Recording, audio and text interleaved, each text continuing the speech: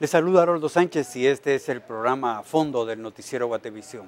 La construcción de la Catedral Metropolitana duró alrededor de 3 décadas.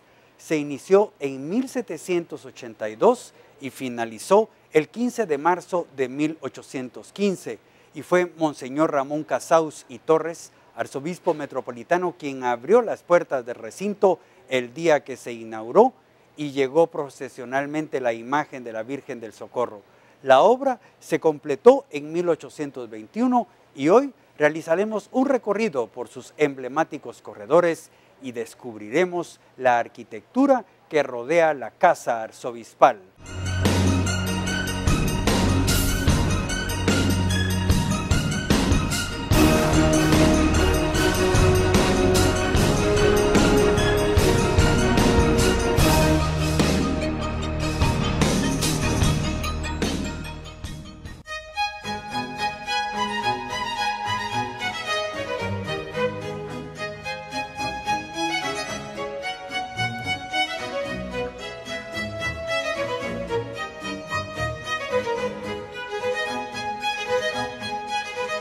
Correr a profundidad estos rincones de esta maravillosa arquitectura nos permite develar nombres como el de Marcos Ibáñez como arquitecto. Además, conocer que el punto de partida de su historia inicia en el año de 1777, a raíz de una ciudad que tendría un corte ajedrezado y en donde surgirían bellas obras de arte que tendrían una tendencia totalmente neoclásica. ¿Sabía usted que la Catedral Metropolitana tiene 88 ventanales, 5 entradas principales y que la imagen más antigua que posee es la Virgen del Socorro, traída precisamente por el hermano de Pedro de Alvarado?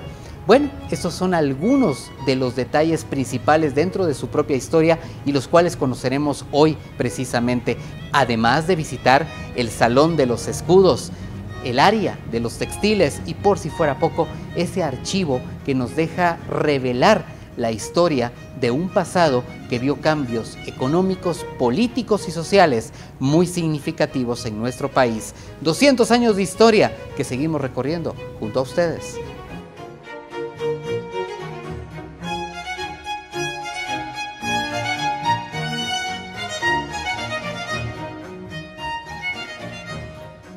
El arquitecto Marcos Ibáñez, el delineador Antonio Bernasconi, quien llegó desde España en julio de 1777, y el ingeniero Joaquín de Isasi tuvieron a cargo el levantamiento de los planos de la nueva Catedral de Santiago y después de 2 años lograron que los planos fueran aprobados por Real Cédula un 6 de noviembre de 1779, la que arribó a Guatemala en febrero de 1780. El arzobispo de aquel entonces, Cayetano Franco Simón Roy, bendijo el solar y colocó la primera piedra de la catedral en 1782. Los trabajos de construcción se iniciaron formalmente un 13 de agosto de 1783 con los cimientos para las criptas, paredes y columnas de la catedral. La Catedral Metropolitana tiene una arquitectura extraordinaria. Es el producto de la época. La ciudad de Guatemala se establece en el Llano de la Virgen cuando en Madrid está floreciendo el neoclasicismo. Especialmente tenemos los trabajos realizados por el arquitecto real Francisco de Sabatini, que se va a relacionar mucho con la ciudad de Guatemala al nombrar a las personas que vinieron a hacerse cargo de la traza y precisamente de catedral, como lo es en primer lugar Marcos Ibáñez y Antonio de Bernasconi.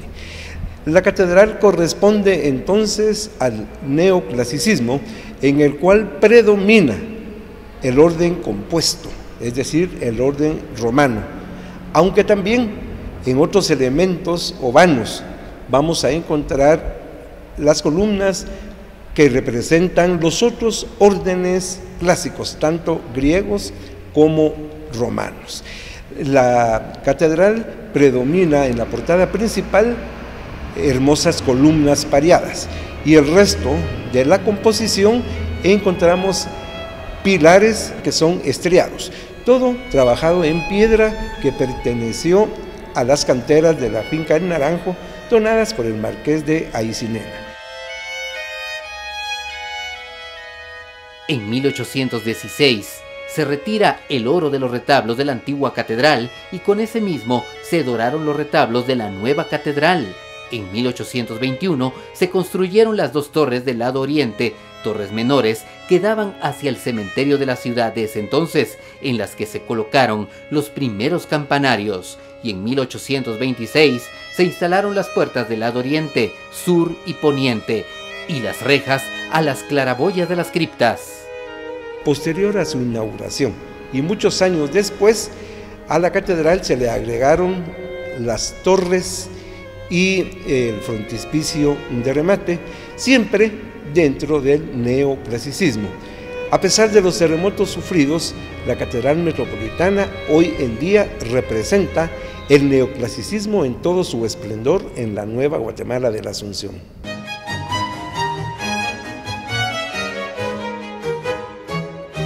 Hablar de casa arzobispal, por ejemplo, el patio de los naranjos o de la naranja que le denominan por los macetones en la parte superior. Hablemos de esas características, el patio de los aguacates. ¿Qué podemos mencionar acerca de esto? Tanto el Palacio Arzobispal como el Colegio San José de los Infantes están en conjunto con la catedral y en gran medida se deben a Antonio de Bernasconi. En el Palacio Arzobispal vamos a encontrar varios patios, siendo el más importante el patio de los naranjos. Pero aquí tenemos que regresarnos a una antigua tradición musulmana. En las catedrales y conjuntos de España aparece siempre un patio de los naranjos. Esto se repite a lo largo de Hispanoamérica y en Guatemala encontramos esta tradición islámica que podemos catalogar ya como mudéjar en el Palacio Arzobispal. El Palacio Arzobispal, pues no solamente es la residencia del obispo, sino también son las oficinas de la curia del arzobispado, lo administrativo de la pastoral de la diócesis. En el caso de acá, pues hay un lugar, cuando uno entra, hay un lugar que se llama el Patio de las Azaleas. Ese Patio de las Azaleas es donde en sí está la curia arzobispal. Esa curia está formada de alguna manera por las oficinas del señor arzobispo y de los señores obispos auxiliares de la diócesis, el señor canciller, los notarios, también lo administrativo, la tesorería y lo jurídico también de la que se maneja en la diócesis. Luego hay otro lugar, son varios patios que existen en este Palacio Arzobispal. El otro patio importante también que muchos conocen es el Patio de los Aguacates, porque tiene 4 árboles de aguacate ahí, y es donde están los salones más importantes del arzobispado, donde está el Salón de los Reyes. En todo Palacio Arzobispal debía de haber una sala especial para recibir a los reyes de España, y entonces está la Sala de los Reyes, y se tiene también ahora ahí un trono, el trono que se usaba en el altar mayor de catedral en el tiempo de Monseñor Rosell.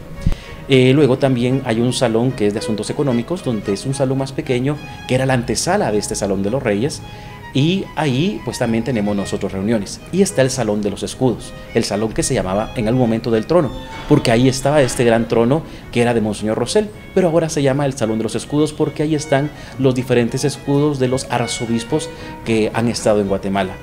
Y ese es el segundo patio de importancia.